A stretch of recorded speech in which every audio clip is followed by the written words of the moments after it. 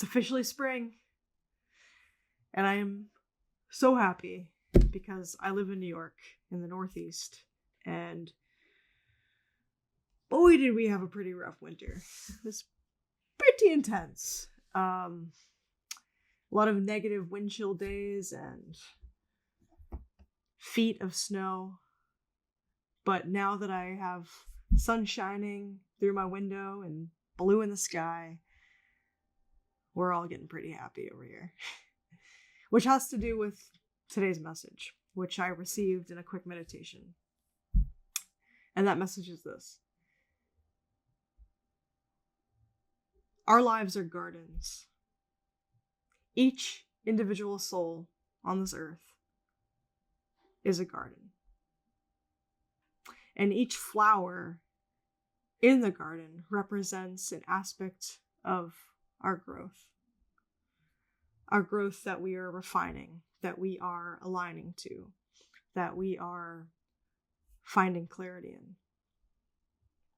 With the blossomed flowers, we are maintaining, we are grooming, we are trimming, but we're also holding that growth. We're still upkeeping, and we are reflecting upon its image, while also, we're also admiring all of its beauty and how far it's come. For the flowers that haven't bloomed yet, that are about to bloom, we are continuing to water, and then we're just letting the light do its work. And for the plants that are just seeded, we are fertilizing and we are preparing the soil. So neither stage is more important than the other, because no stage can exist without the previous stages, right? And everything in life works in stages.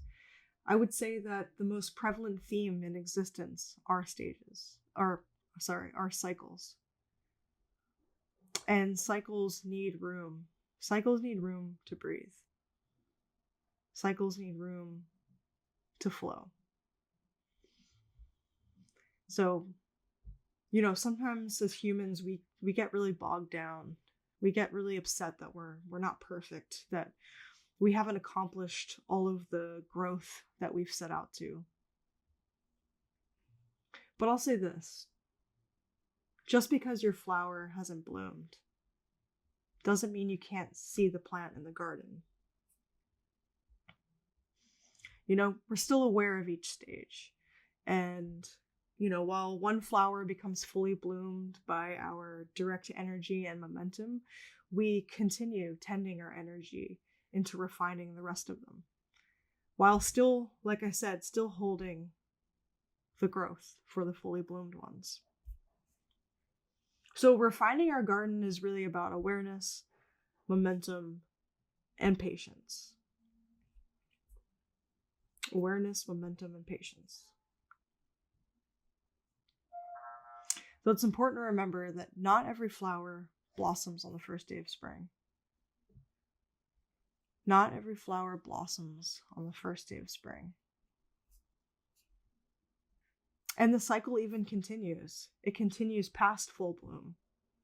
In the cold seasons, the mites and the earthworms, they consume the fallen leaves from our plants and our flowers. They digest our clarity. They digest our growth and our transformation.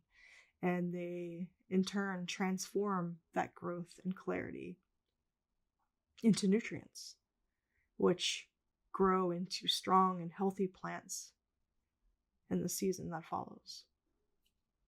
So we're able to see two things. We're able to see our transformations. Well, we're able to see our integration, I'd say. And we're able to see our resilience at work. So don't get bogged down, okay? Stop focusing on how you're not perfect in certain areas. And remember that you can see the plant in the garden. You know the seed's there. Look back on your life. Look back 1 year, 3 years, 5 years, 10 years, and I promise you, you will find ways that you have gotten better, that you have improved, that you have refined, that you live with in clarity. Not every flower blossoms on the first day of spring. Remember that. And that's the message for today. Comment below. I'd love to hear about your garden. And I'd love to hear about the flowers blooming and the unbloomed and the soil preparation of your garden. Thank you for listening. I'll see you in the next video.